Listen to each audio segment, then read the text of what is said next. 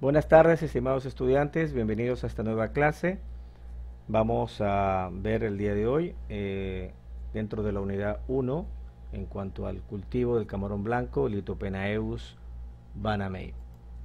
Vamos a revisar, en primer lugar, su clasificación taxonómica, considerando que nuestra especie Lithopenaeus banamei, que tenemos en cultivo en nuestro país, pertenece al dominio Eucarya, al reino Animalia, al filo Artrópoda, al subfilo Crustacea, a la clase Malacostraca, al orden Decápoda, pertenece a la familia Penaidae, al género Penaeus o Lithopenaeus, y tenemos nuestro conocido banamei, nuestro camarón ecuatoriano. En cuanto a su distribución geográfica, es nativo de la costa oriental del Océano Pacífico, desde Sonora, México, hasta el noroeste del Perú. Sin embargo, debido a su tolerancia a enfermedades, ha sido introducido para cultivos comerciales en Brasil y varios países de Asia. Vive en profundidades desde los 0 a 72 metros, ocupando fondos lodosos, en el caso de los adultos, fondos lodosos marinos, y estuarinos, en el caso de los juveniles. En cuanto a los nombres locales, desde México hasta Perú se lo conoce como camarón blanco o white shrimp. Tiene nombres locales, como en el caso de Panamá, que se conoce como camarón patiblanco, en Colombia camarón café, y en Perú se lo conoce como langostino.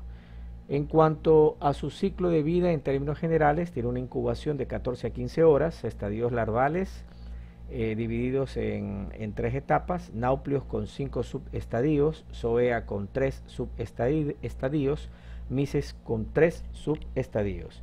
Y en cambio, en poslarva, 15 días.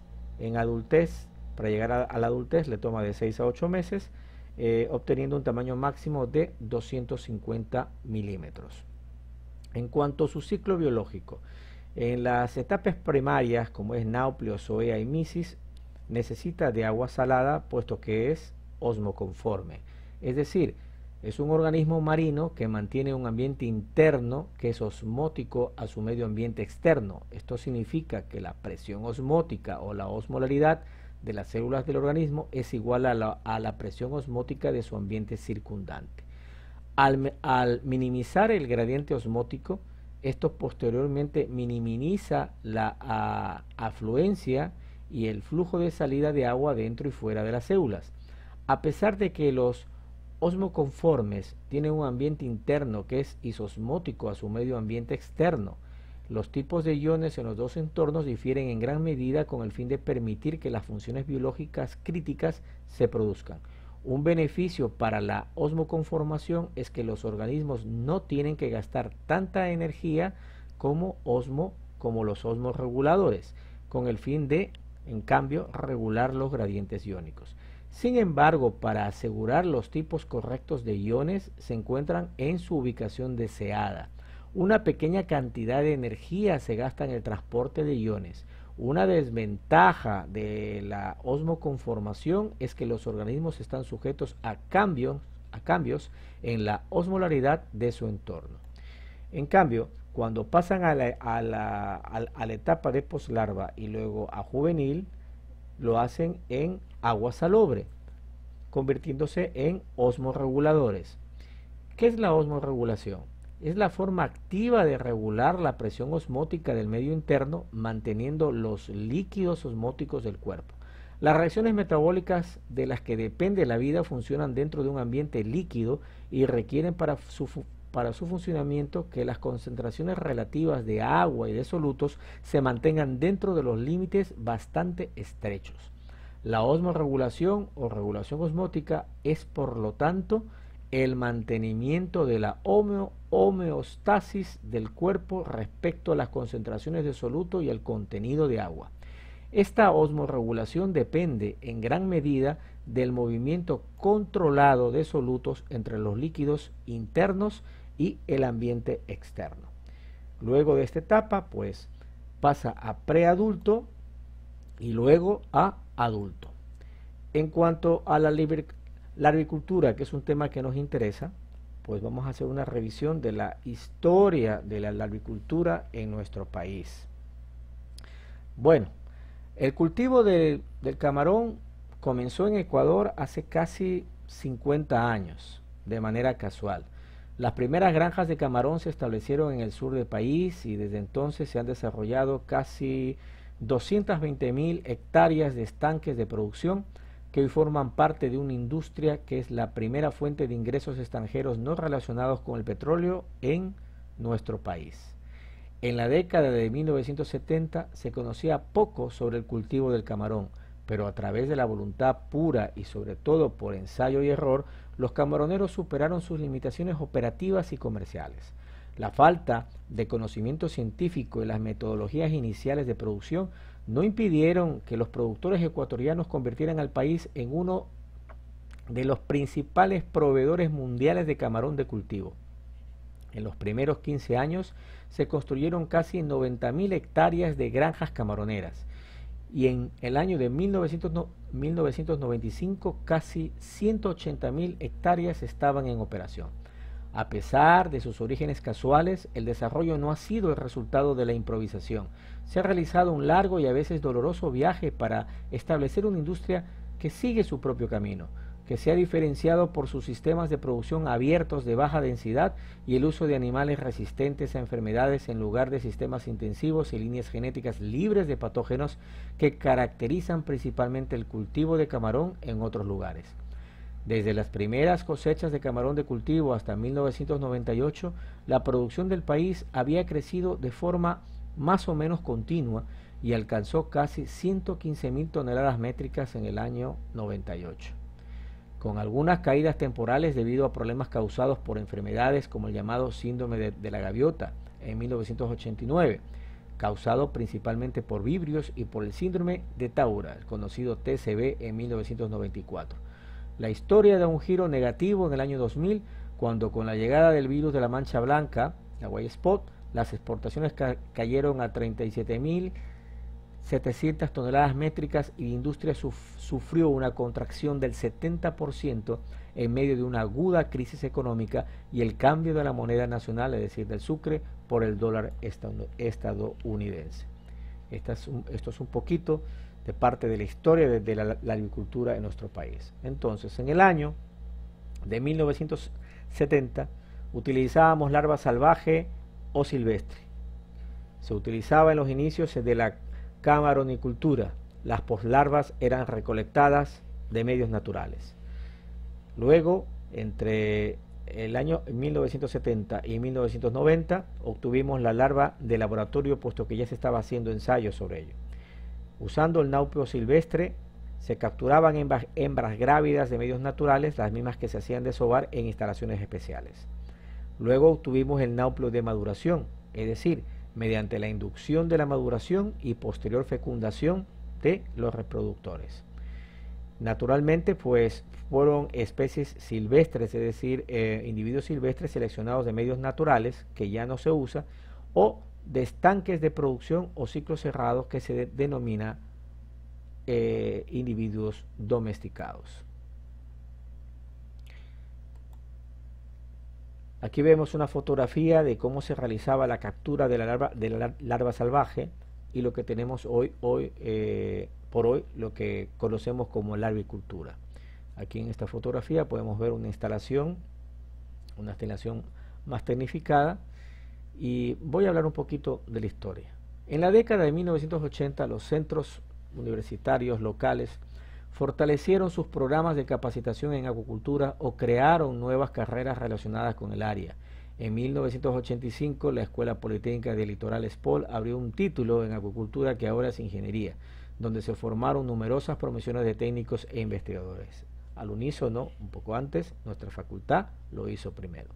En 1990, gracias a un acuerdo con el gobierno de Japón, este es el caso del ESPOL, se creó el Centro Nacional de Acuicultura e Investigación Marina, conocido como CENAIN, donde se realizan investigaciones relacionadas con la industria del camarón. Otras universidades también crearon carreras o currículos modificados para incorporar temas relacionados con la acuicultura y para capacitar a profesionales que podrían enfrentar los desafíos de la industria en desarrollo.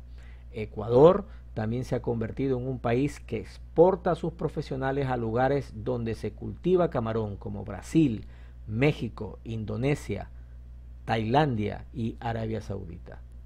China, India y otros productores líderes.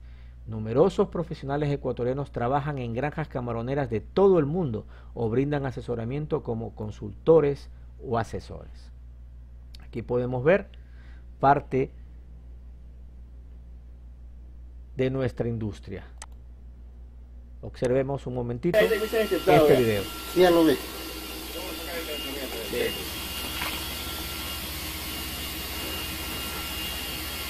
Ahorita que vengan los muchachos que revisen todo. Vemos una instalación. Bueno, gracias a Dios y a los profesionales que manejan el sector. Excelente larva, excelente producción. 15 animalitos por gramo, 15 días, 10 días. A 10 días. Esto es excelente.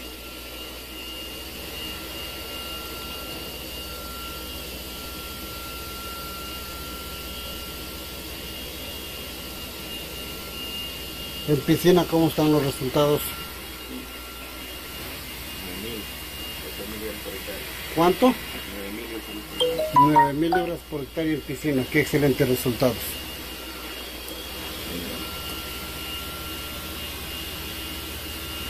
Miren esa belleza de larva. Esta empresa tiene integrado dentro de su sistema de cultivo, como vemos allí, tienen los tanques, hacen un sistema de aclimatación y adaptación previo al traslado hacia las piscinas de engorde. Es decir, hacen el proceso, luego hacen el proceso de nursery y el proceso de engorde, usando ese procedimiento de piscinas. En cuanto a las ventajas de las larvas de laboratorio, en un inicio era para evitar la entrada al sistema de especies competidoras y susceptibles a enfermedades, también para evitar la estafa por la mezcla de larvas de laboratorio con las silvestres. Hubo una época, jóvenes, de que esto era común, es decir, la larva silvestre, ya hace muchísimos años los que trabajamos en ese tiempo, era muy apetecida y escaseaba, era muy difícil conseguirla. Entonces había a veces que pagarla por anticipado o uno personalmente ir a recogerla a los sitios, es decir, a los puntos, a las playas donde estaban los larveros. Se formó una nueva profesión que eran los larveros, pero la viveza criolla siempre está por allí. Habían casos de intermediarios que compraban la larva, en este caso larva silvestre, y la mezclaban con larva de laboratorio para obtener un mayor número o mayor conteo. Aprendieron mucho del tema y hubieron muchísimas estafas con este proceso, porque la larva de laboratorio en ese tiempo que estaba entrando al mercado era mucho más económica que la larva silvestre. Punto 3. Hubo una prohibición de capturar larvas salvajes por disposición de la Subsecretaría de Recursos Pesqueros, y esta ley fue registrada, está en el registro oficial del 18 de octubre del 2002. Actualmente nuestra larva tiene mucha mayor tolerancia a enfermedades, tiene una mayor supervivencia y un mayor crecimiento. Entonces, haciendo algo de historia, revisando la historia, dadas las altas mortalidades durante la producción, los centros de cría que realizaban la maduración de reproductores comenzaron a utilizar animales de estanques que sobrevivieron a los virus, ¿ya? Por eso se llegó a una larva de mayor sobrevivencia. Y de estos animales desarrollaron las nuevas generaciones que luego fueron llevadas a los estanques de engorde para producir los nuevos cultivos, repitiendo el proceso una y otra vez.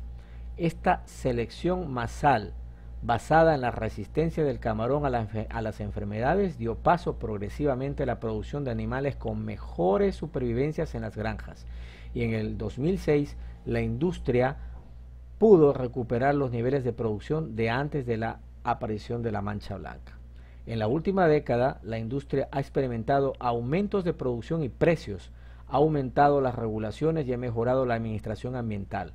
A partir de 2007, Ecuador ha mantenido una tasa de crecimiento anual constante de aproximadamente 12%, logrando exportaciones de 246.000 toneladas métricas en 2017, triplicando las exportaciones y convirtiéndose en el principal productor de camarón cultivado en el continente, representando más del 50% de la producción de la región de las Américas.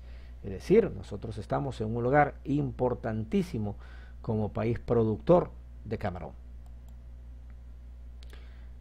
¿Cómo está conformado un laboratorio o cuál es la estructura de un laboratorio? Normalmente, en términos generales, un laboratorio de la agricultura tiene estas 16 partes. El área de cuarentena, ya luego lo veremos más adelante, más detenidamente.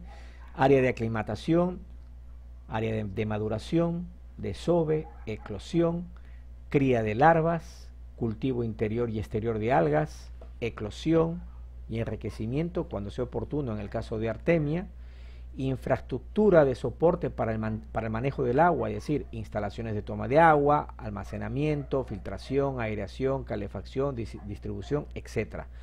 Laboratorios integrados para el análisis de larvas y poslarvas, instalaciones para la preparación y el almacenaje del alimento, sala de mantenimiento, áreas de embalaje en náuplios y poslarvas, oficinas, almacenes y áreas destinadas al personal. Esa es la estructura básica de un laboratorio de larvas. En cuanto al tratamiento del agua, estos puntos son importantes, es decir, tiene que haber una buena toma de agua. Luego mostraré unos videos de cómo se realiza, cuál es el procedimiento, qué es lo que tiene que haber en la toma de agua. Filtración inicial mediante pozos excavados en la arena, es decir, no se coloca la tubería de acceso libre, es decir, sobre el fondo, sino se realizan fondos, se entierra en este caso la tubería, ¿ya? Para que la arena sirva como filtración inicial. Además, una vez que el agua ingresa a las instalaciones, se utilizan filtros de arena, ¿ya? Mediante el uso de gravedad o de presión, ¿ya? Esos mediante bombas, equipos avanzados, filtros de saco de malla dentro del reservorio o estanque de decantación. Luego viene la parte que es la decantación. Punto 4, la desinfección primaria con cloro. Quinto, segundo filtrado con un filtro más fino. Sexto, desinfección mediante luz ultravioleta y o ozono o ambos.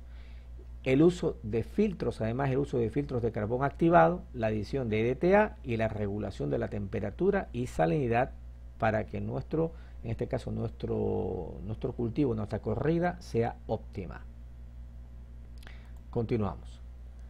En este cuadro podemos observar los estándares recomendados para la filtración y temperatura del agua según los diferentes usos. Es decir, si yo tengo un estadio de maduración, tengo ya estimado mi tamaño de filtro y mi temperatura. Igualmente para la cría larvaria, el desove y eclosión, el cultivo de algas. Hay muchas investigaciones y tenemos, esto es en términos generales, la medida, ¿ya? en micras de nuestro filtro y a la temperatura que tenemos que trabajar. Es decir, una maduración de 28-29 grados, un desove y eclosión a 29-32 grados y un cultivo de algas interior puro que se haga dentro de las instalaciones de 18 a 24 grados. En cuanto al origen de los reproductores, en inicio, como ya hice una acotación anterior, se usaron reproductores salvajes y en segundo término los denominados reproductores domesticados. Inicialmente la industria del camarón dependía exclusivamente de semillas silvestres para sembrar sus estanques de producción. A principios de la década de 1980 se construyeron los primeros laboratorios de producción de poslarvas o criaderos. El laboratorio Semacua fue la primera instalación de este tipo que produjo poslarvas de camarón en Ecuador comercialmente. Comenzó a operar en 1981 y posteriormente construyó otros laboratorios, incluido el del SPOL, que además de capacitar a profesionales en acuicultura, suministró poslarvas a algunas empresas de camarón. Hasta finales de la década de 1990, estos criaderos suministraban poslarvas principalmente a grandes grupos de camaroneros que requerían un suministro constante de semillas en grandes cantidades. Las poslarvas provinieron principalmente de hembras grávidas capturadas en el mar y desovadas en condiciones controladas, conocidos como nauplios silvestres. Los programas de maduración de reproductores todavía no se consideraban una prioridad. Las granjas restantes prefirieron abastecerse de semillas silvestres porque lograron mejores rendimientos y supervivencias. No fue sino hasta el final de la década del 90 que la mayoría de las compañías de camarones comenzaron a obtener semilla de los laboratorios. La captura de poslarvas silvestres del medio ambiente para sembrar estanques de granja se prohibió en 2002, lo que obligó a la industria a producir su propia semilla y crear la necesidad de implementar programas para el mantenimiento de reproductores, lo que condujo al desarrollo de programas de mejora genética. En la actualidad, la industria se abastece exclusivamente con poslarvas producidas con animales reproductores de programas de mejora genética, y la captura de hembras grávidas para la producción de semillas está prohibida en el país. Esa es la historia para haber llegado a los denominados reproductores domesticados. En cuanto a una revisión rápida de los reproductores salvajes, antiguamente se creía que engendraban nauplios más fuertes. Preferencia por los reproductores pescados por barcos pequeños, ya que presentaban menores daños que los capturados por pesqueros de arrastre. En cuanto a las tallas, las hembras de 60 gramos y los ovarios desarrollados, mientras que los machos entre 40 y 50 gramos. ¿Qué desventajas había? Imposibilidad de mejoramiento, ya que no se disponía de registros de rendimiento y crecimiento de los stocks. Los stocks es en cuanto a la población de los camarones en el medio natural. Además, otra desventaja, que conllevan un alto riesgo de introducción de patógenos. En cuanto a los reproductores domesticados, se manejaban tallas, hembras de no menos de 30 a 35 gramos, normalmente mayores de 40 gramos, no fecundadas, y machos de 30 gramos de peso aproximadamente. Ventajas: pueden ser mejorados genéticamente optimizando rasgos deseables como crecimiento, supervivencia, etc. Y en cuanto a la selección de stocks libres, podemos tener libres o sospechosos de su resistencia o tolerancia a patógenos específicos.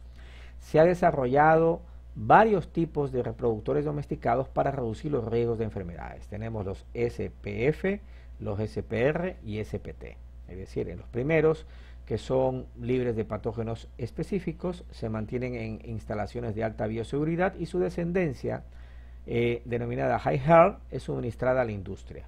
Cuanto a los SPR, que son resistentes igualmente a patógenos específicos, no susceptibles a infección por uno o varios patógenos ya conocidos. Y los SPT, que han sido criados intencionadamente para desarrollar tolerancia a enfermedades causadas por uno o varios patógenos específicos, sin embargo, pueden ser infectados por esto. Es decir, tenemos varios tipos, en este caso, de reproductores domesticados. Recordar, SPF, SPR y SPT.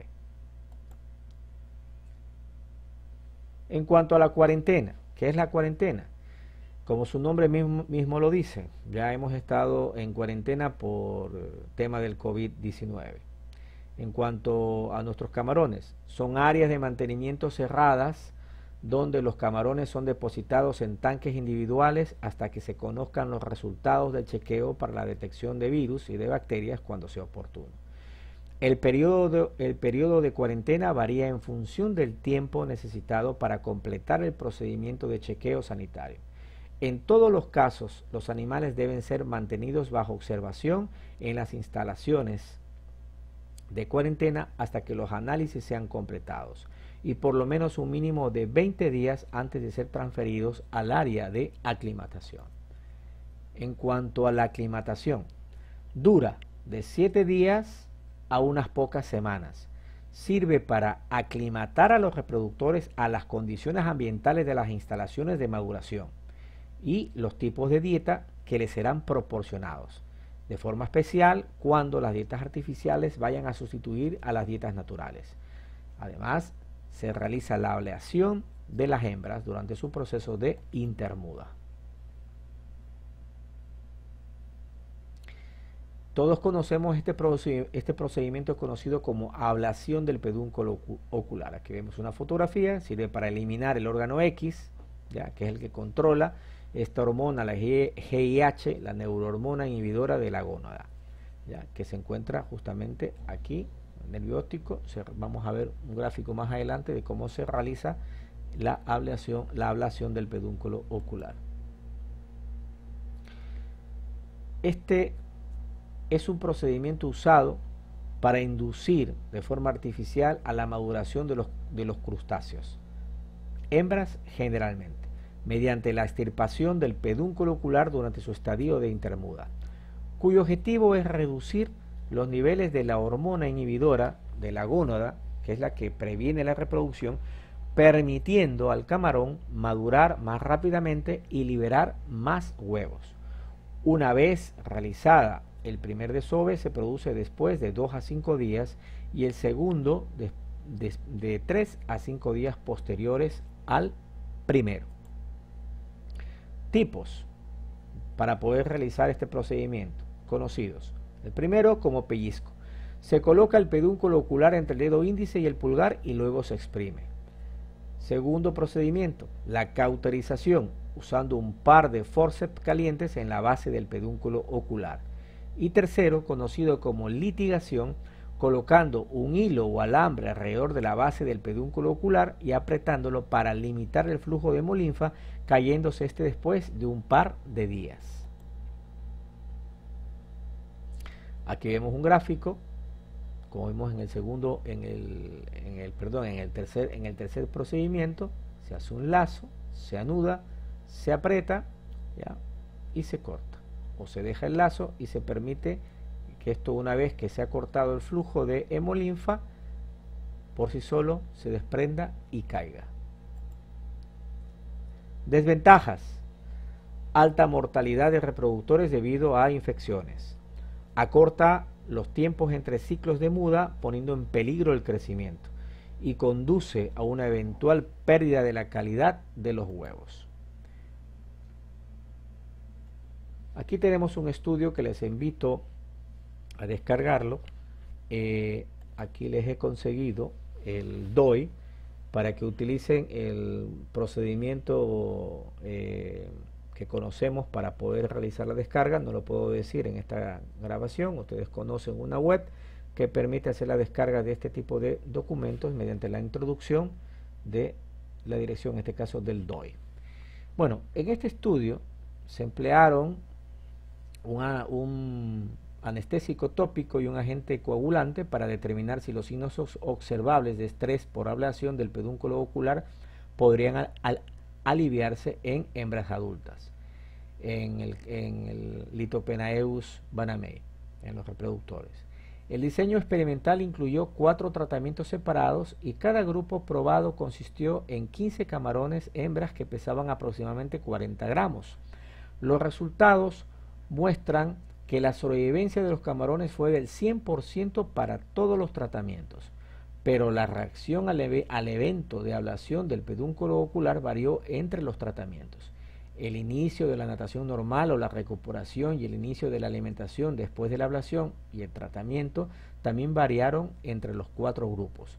Los resultados sugieren que el uso de un anestésico tópico, es decir, de contacto, antes de la ablación del pedúnculo ocular, reduce las reacciones visibles al estrés experimentadas por los reproductores de Litopenaeus banamei, lo que permite un método de ablación del pedúnculo ocular más humano. En esta tabla podemos observar los resultados obtenidos en este experimento. Indicaron que el uso del anestésico tópico Silocaine R reduce la cantidad de reacción observable ante el evento de ablación del pedúnculo ocular de las hembras de Litopenaeus banamei. Se utilizó este producto en los tratamientos 3 y 4, en los que no se observó respuesta de retroceso durante el proceso de ablación. No se realizó ninguna incisión en los camarones que constituyen el tratamiento 3. Sin embargo, no se observó reacción física a la compresión del pedúnculo ocular en ninguno de los individuos que componen este grupo, lo que nuevamente nos sugiere que el anestésico utilizado fue efectivo. Se planteó entonces la hipótesis de que la aplicación de un agente antibiótico coagulante, el Fibracer, puede haber ayudado a reducir el estrés en esta situación. Sin embargo, este experimento no produjo evidencia concluyente para apoyar esta hipótesis. Este estudio sugiere que el uso de Xilocaína R alivia el estrés debido a la ablación del tallo ocular de reproductores hembras de Lithopenaeus banamei. La aplicación de este producto antes de la ablación del pedúnculo del ojo se incluye ahora como protocolo estándar en el laboratorio Río de Camaro en Mariños, ya que el personal lo considera un enfoque más humano, es decir, más ético del proceso de ablación. Están invitados a revisar el documento cuando dispongáis de tiempo. Aquí nos hacemos una pregunta. ¿No ablación? Estudios realizados por Lion Seahawk Global Agriculture Alliance, GAA, y la Universidad de Stirling, están desarrollando experimentos de maduración enfocados ¿en qué?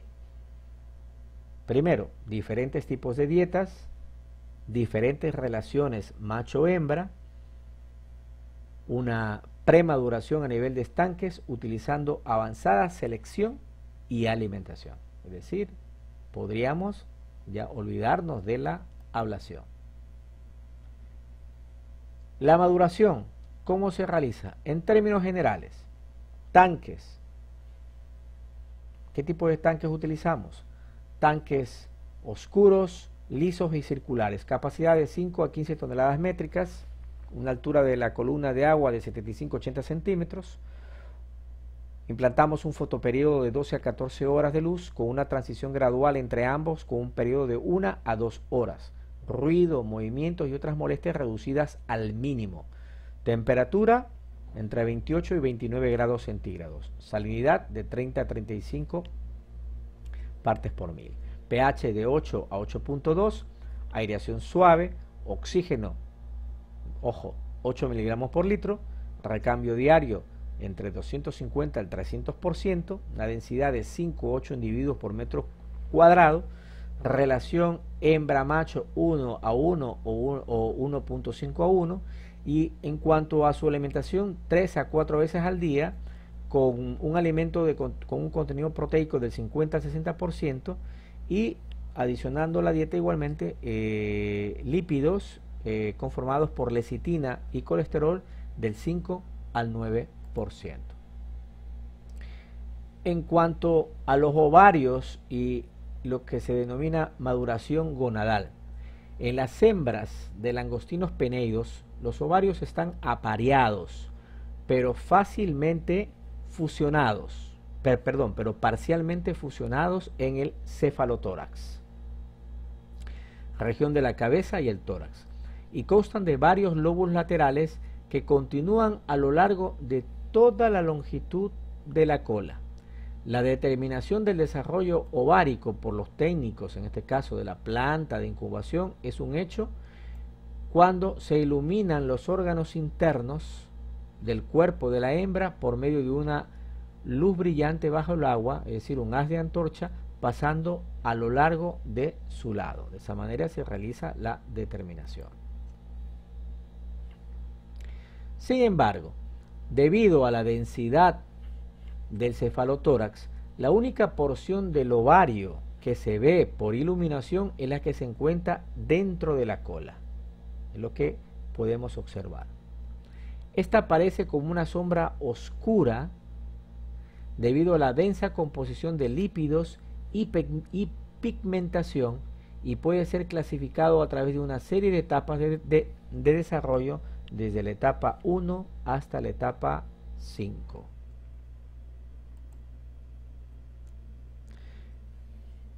En el estadio 1, estado 1 conocido como previtelogénico. En esta etapa, el ovario Comprende una cápsula de tejido conectivo que rodea un área vascular blanda que contienen los óvulos futuros, llamados ovogonias primarias, y células accesorias también llamadas folículo o células de enfermera. La pared interna de la cápsula del ovario está revestida de células epiteliales, llamadas epitelio germinal, que contienen ovogonias. Una vez que la hembra es sexualmente madura, el germinal, es decir, el epitelio, producirá ovogonias por división mitótica a lo largo de la vida reproductiva de la hembra. Los huevos se desarrollan a partir de ovogonias en un área conocida como zona de proliferación. A medida, ya en el estado 2, conocido como vitelogénico, a medida que las ovogonias se desarrollan, aumentan de tamaño y entran en la primera etapa de división meiótica, y de ahora en adelante están irreversiblemente destinadas a convertirse en haploides, con un solo conjunto de cromosomas. En este punto, aunque los huevos en desarrollo están aumentando de tamaño, no producen vitelogenina, es decir, la yema. Se conocen como ovocitos previtelogénicos. En esta etapa, el ovario se puede visualizar con un haz de antorcha como una estructura, un haz de luz como una estructura delgada similar a una cuerda opaca ubicada en el centro. Y esto se clasifica como estadio 2 o vitelogénico. A medida, ya pasando al estadio 3, a medida que los ovocitos se desarrollan más y más, migran hacia los márgenes de los lóbulos ováricos en preparación para la maduración final y la ovulación. Durante esta migración, las células del folículo se adhieren a la periferia de cada ovocito, ¿ya? Y se ha demostrado que estas células son la fuente de producción de la yema o vitelogénesis en el ovario, siendo la proteína de la yema posteriormente se transfiere a los ovocitos maduros. Se produce clonación y análisis de expresión del ARN-M, es decir, el ARN mensajero de vitelogenina, ha demostrado que también existe un sitio extraovárico de síntesis de vitelogenina, a saber, el hepatopáncreas. Este es un estudio de Tetsui et al. Del año 2000. A medida que avanza la vitelogénesis, los ovocitos maduran sincrónicamente en los lóbulos ováricos individuales, y a medida que se acumula la yema, los ovarios adhieren un color verde oscuro como resultado de la codeposición de pigmentos carotenoides. Estos absorben a su vez la luz y por lo tanto producen la sombra que se ve en el criadero. Esto se puede determinar mediante el uso de un haz de luz cuando se ilumina, en este caso, a las hembras. En ese punto del ovario en desarrollo, cuando se encuentran las hembras en este punto, se califican como estadio o etapa número 3. Hacia el final de la vitelogénesis, los huevos desarrollan gránulos corticales que solo pueden verse en preparaciones histológicas. Los gránulos corticales o criptas están llenos de una gelatina, sustancia que forma una capa protectora temporal inmediatamente después del desove, antes de la formación del sobre de eclosión. Cuando la sombra ovárica es grande y visible como una región oscura y gruesa distinta que se extiende a lo largo del abdomen, una región bulbosa agrandada llamada silla de montar suele ser visible directamente detrás del borde posterior del caparazón. Eso es puntuado como un índice gonadal, es decir, el estadio número 4. Aquí podemos observar cómo se realiza el procedimiento. Con un haz de luz se aplica luz, ya con mucho cuidado, y podemos observar en este caso el desarrollo gonadal que tenemos de acuerdo a la bibliografía. Las hembras puntuadas con ovarios en etapa 4 desovarán igual a la noche siguiente. El desove se caracteriza por la liberación de los ovocitos completamente maduros en el oviducto en ovulación y es seguida rápidamente en minutos por la liberación de óvulos en la oviposición o desove. Al desovar, la hembra nada continuamente en la columna de agua, aumentando la actividad. Puede ocurrir durante horas antes del desove o puede desarrollarse repentinamente inmediatamente antes del desove. En el momento del desove, los últimos 3 pares de pleópodos se sujetan con fuerza juntos y aletean vigorosamente. Los huevos sin fertilizar se extruyen de los ovipores emparejados ubicados en la base del tercer periópodo y al mismo tiempo el esperma almacenado se libera en una dirección anterior del telicum. Tanto los óvulos como los espermatozoides se expulsan con considerable fuerza. Su unión se puede visualizar como una mezcla de la corriente verde pálida de huevos con un flujo blanquecino de esperma directamente debajo de la hembra mientras nada hacia adelante. Como los espermatozoides son totalmente inmóviles, deben entrar en contacto por colisión pasiva con la superficie del huevo en el momento de la expulsión. Se cree que el vigoroso aleteo de la hembra mediante los pleópodos crea un vórtice intenso que mantiene una alta densidad de óvulo-esperma con intensa mezcla, aumentando la probabilidad de que ocurra la fertilización. Una vez liberado en el agua de mar, la membrana nuclear del huevo desaparece preparándose para la fusión entre los dos. Esto es el haploide, pronúcleos, uno en el huevo procedente de la hembra y el segundo del macho. La fertilización marca el comienzo de lo que conocemos como embriogénesis. Técnicas de reproducción. Tenemos la natural y artificial. Natural, mediante la maduración de reproductores y su posterior cópula. La artificial, denominada también inseminación, que se corresponde en la extracción del espermatóforo de los machos. Se ofrece presión sobre la región distal del conducto terminal del macho, luego les proveo los videos, y mediante estímulos eléctricos. Y segundo, la adhesión del espermatóforo en el telicum de las hembras, que vemos aquí en el video número 2. Vamos a ver, un momentito. Luego, aparentemente, tenemos un pequeño inconveniente. Bueno, luego se los adjunto, se los hago llegar.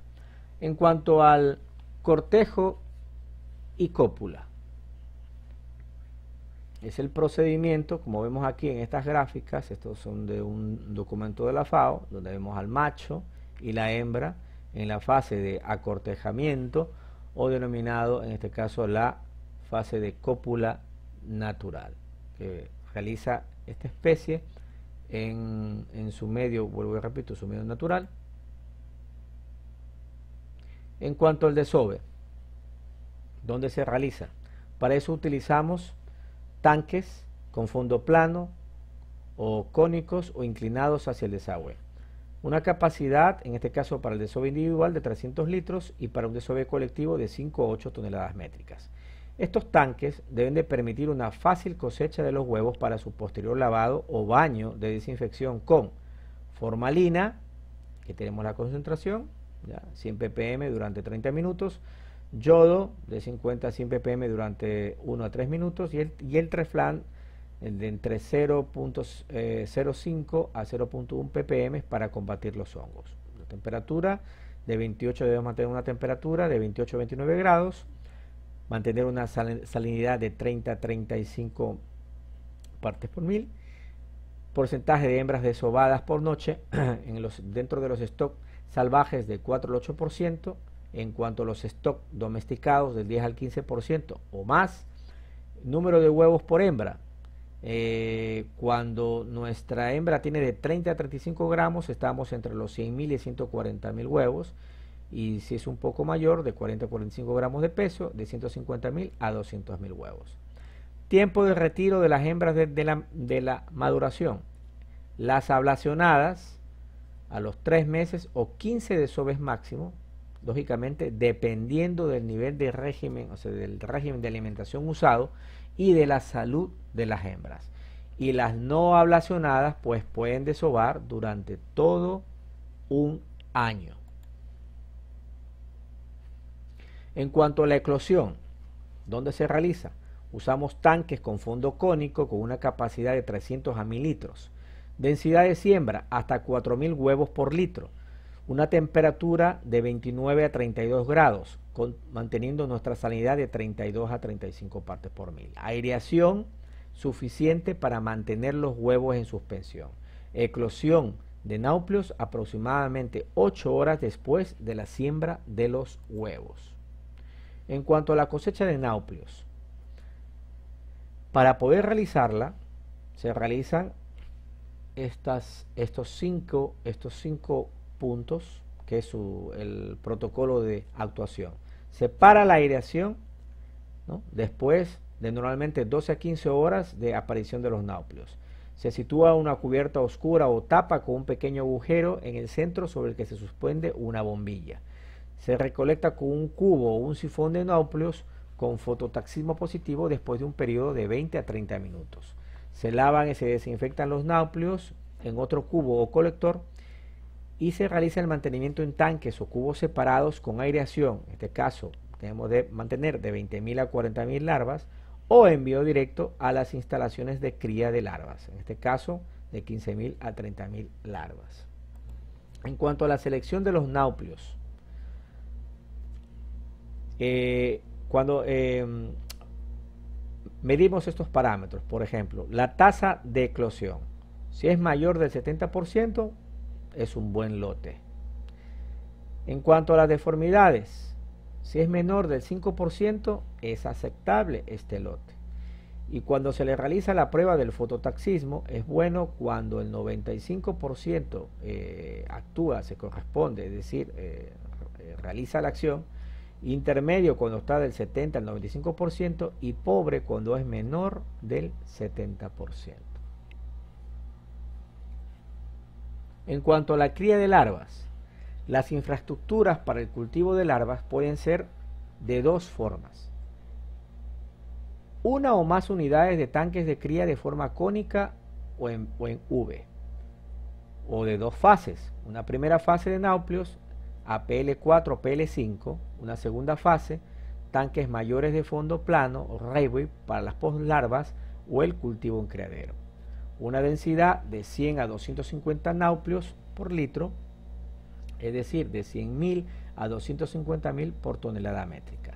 La temperatura de 28 a 32 grados, la salinidad mayor de 30, oxígeno disuelto mayor de 5 miligramos, pH de 8, y un recambio de agua del 20 al 100% después de misis.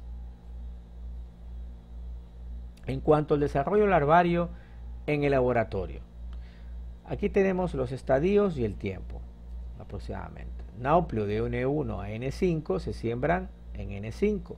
SOEA1 cambian a SOEA1 a partir de las 24 horas de N5. En SOEA2 cambian a SOEA2 a partir de las 24 horas de SOEA1. SOEA3 cambian a SOEA1 a partir de las 24 horas de N5. Misis 1 cambian a Misis 1 a partir de las 24 horas de SOEA3. Misis 2 cambian a Misis 2 a partir de las 24 horas de Misis 1. Misis 3 cambian a Misis 3 a partir de las 24 horas de Misis 2. Poslarva 1 cambian a poslarva 1 a partir de las 24 horas de Misis 3, se adhieren a las paredes. Poslarva 2, PL2, cambian a PL2 a partir de las 24 horas de PL1, así hasta PL5. PL6, cambian ritmos y nado superficial y se mueven al fondo del estanque hasta, en este caso como vemos aquí, PLN, es decir, hasta el tamaño que yo desee colectar mi larva.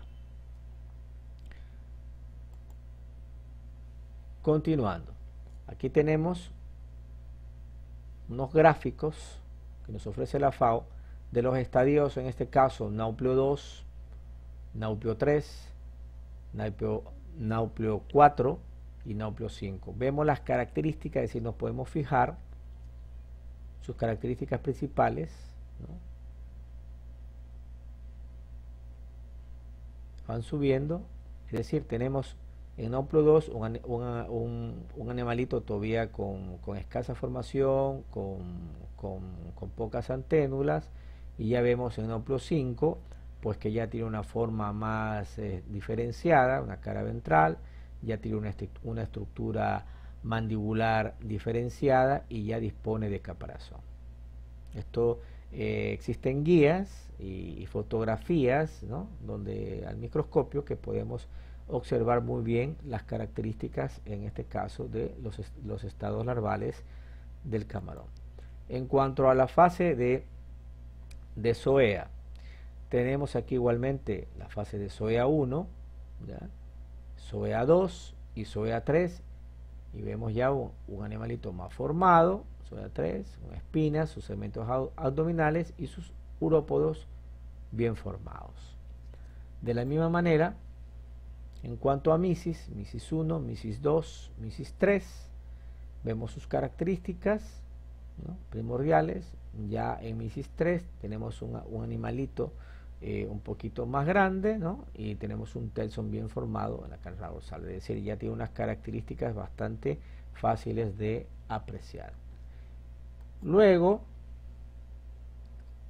¿cómo se realiza la identificación en las etapas de poslarva? Es decir, ¿cómo determinamos en este caso? Pues aquí tenemos un ejemplo, poslarva 3 hasta poslarva 15, y tiene que ver en cuanto a las espinas rostrales, ¿no? Aquí tenemos un ejemplo de PL9, un ejemplo de PL12, es decir, un PL9 tiene 3 espinas rostrales, PL12 4 espinas rostrales, como vemos aquí en esta fotografía, y en PL5 tenemos 5 espinas rostrales. Es la manera como nosotros, ustedes conocen, hacer en este caso la diferenciación, es decir, conocer que la larva esté bien formada, no solamente por su tamaño, sino por su desarrollo morfológico que vaya de acuerdo a su peso y tamaño.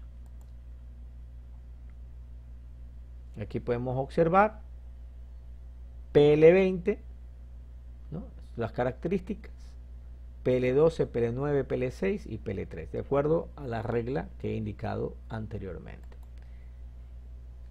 Igualmente, en esta gráfica, luego lo veremos con mayor detenimiento en nuestra clase síncrona, vemos pues las fases larvales y aproximadamente por día, en este caso de Nauplio, no recibe alimento. Aquí tenemos sus densidades de cría, 90 nauplios por litro. Cuando pasa a zoea, se alimenta de algas, aquí tenemos su densidad. Y tenemos en misis su alimentación de nauplios y de artemia salina. Y ya en poslarva, lógicamente, su alimentación es mediante micropartículas, es decir, un alimento balanceado específico. De la misma manera, observamos en esta escala de alimentación, es una escala básica, lógicamente, cada laboratorio, lastimosamente no podemos hacer una visita a 3 laboratorios que podemos hacerlo aquí de forma cercana, aquí en Machala, para poder observar estos procesos. Cada laboratorio tiene un protocolo, lógicamente en base a esto tenemos los estadios larvales, los recambios de agua, el tamaño de malla de la filtración. Unos lo respetan, otros tienen, como dije anteriormente, tienen sus propios protocolos y utilizan diferentes, en este caso diferentes algas y su concentración. ¿Ya? Estas son las recomendadas de acuerdo al estadio. Igualmente el uso de artemia y el uso de las micropartículas, dependiendo lógicamente del estadio. Vuelvo y repito, cada laboratorio tiene su propio protocolo que ha desarrollado en base a estos protocolos generales y en base a prueba y error que han tenido en este caso en su desarrollo, en su cultivo dentro del propio laboratorio, valga la redundancia. En este cuadro podemos observar algunos factores que pueden afectar el estado sanitario de las larvas y sus posibles medidas de control. A ver, tenemos este factor, esto es en términos generales. Tenemos la densidad, si tengo una densidad de siembra excesiva, ¿qué efectos puedo tener? Estrés, canibalismo, baja calidad del agua. ¿Y qué medidas de control puedo utilizar? Reducir la densidad de siembra. El estándar es de 100 a 250 náucleos por litro. Cuando me baja la calidad del agua, por tema del agua de mar, el agua de los tanques, ¿qué efectos puedo tener? Mortalidades, mudas tardías, deformidades. ¿Qué puedo hacer? Mejorar la calidad del agua por filtración. O sea, tengo que revisar mis equipos. Cloración, esterilización. También se suele utilizar peróxido de hidrógeno, incrementar la tasa, en el caso de los tanques, incrementar la tasa de renovación de agua porque tengo algún problema dentro de mis tanques.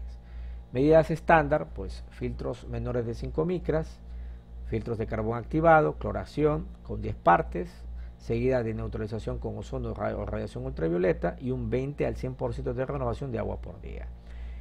Factor, periodos largos de siembra. ¿Qué puedo tener? Incremento de las tasas de infección en las últimas larvas sembradas. Medidas de control, limitar el número de días de siembra en laboratorio.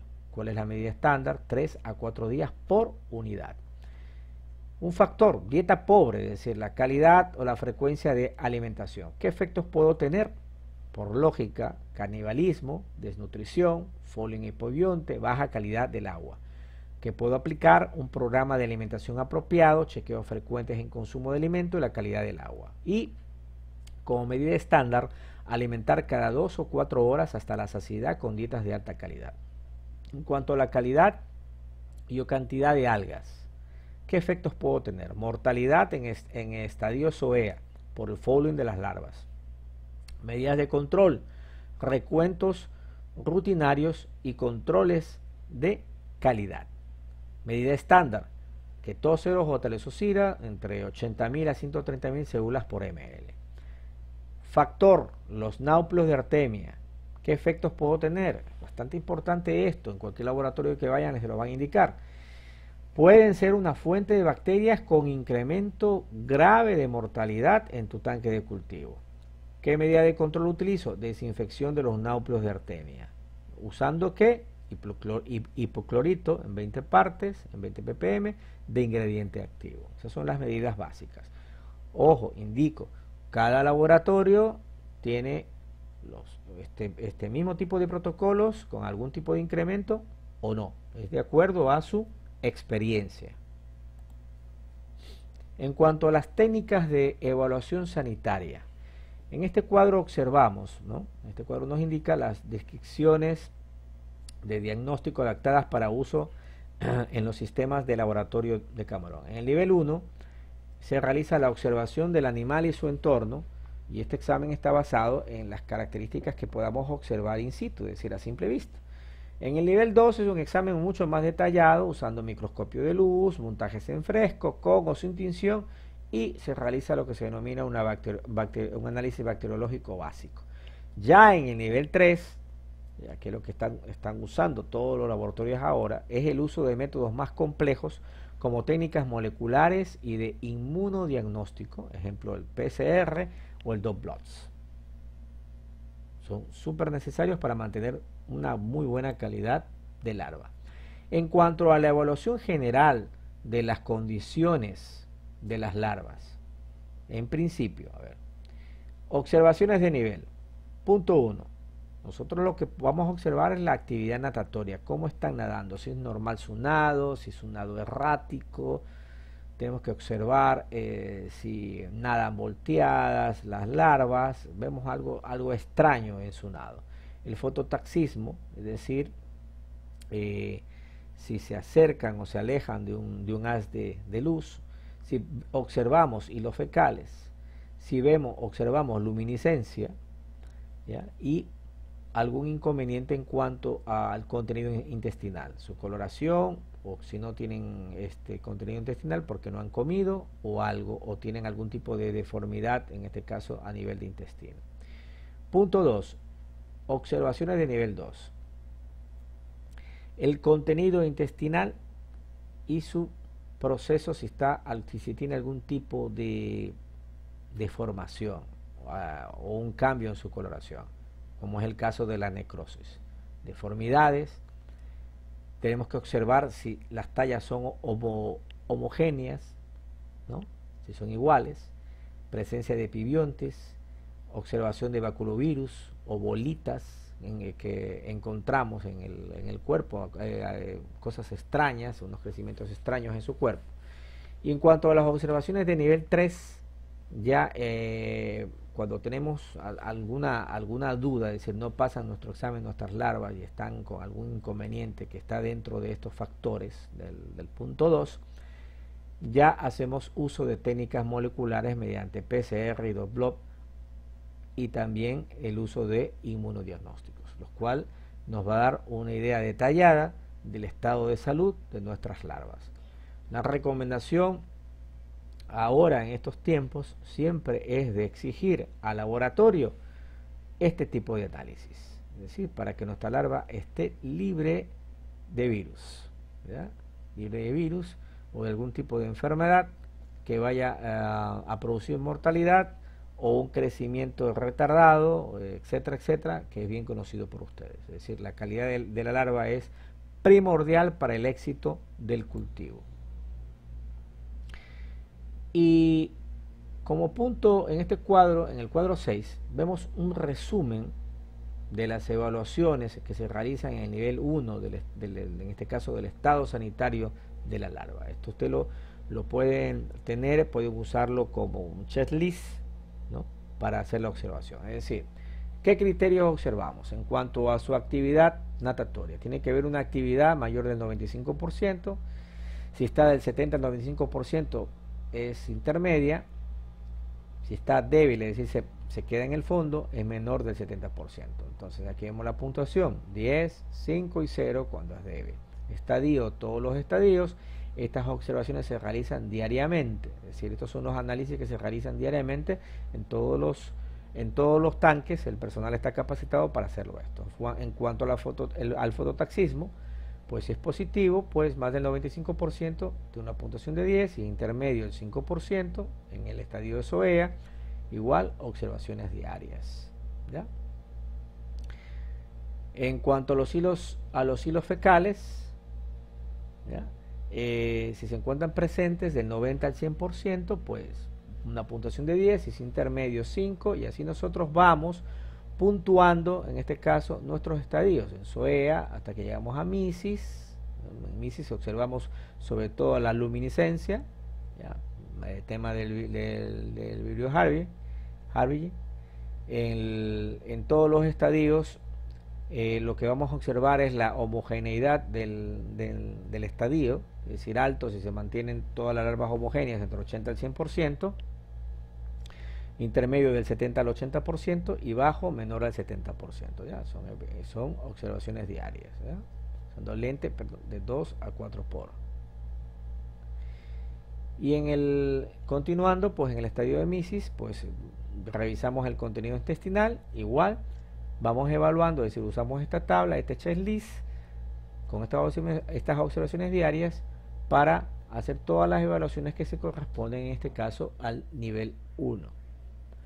En cuanto al nivel 2, ¿ya?, del estado sanitario de la larva, es muy importante. Este checklist nosotros lo tenemos que tener a la mano.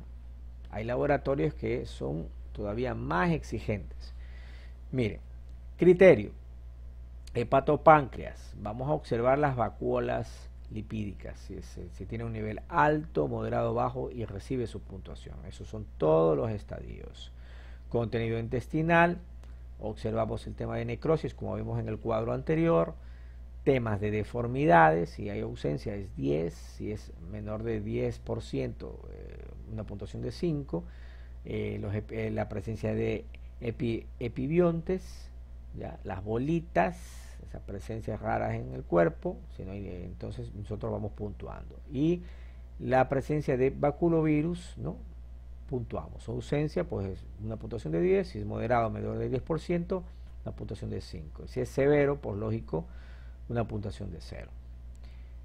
Luego, eso como cómo fui para adelante. Eso es en el nivel 2. Ya en el nivel 3, como vimos anteriormente, ya es el estudio, en este caso, ya la realización de análisis más avanzados mediante el uso de las técnicas de PCR. Si desean ampliar la información, estimados estudiantes, aquí tenemos las referencias adicionales. Cabe destacar que esta clase queda pregrabada para realizar luego en nuestra primera clase síncrona que tengamos, luego que observen ustedes esta clase, un debate. Vamos a tener un debate síncrono, ¿ya?, entre todos, observando cualquier tipo de tema que ustedes deseen ser ampliado o que quieran participar en este caso y aportar algo a alguna idea a esta información. Bueno, esto es todo por hoy. Ya les estaré enviando las instrucciones vía correo electrónico o mediante el EVA. Muchas gracias y muy buenas tardes.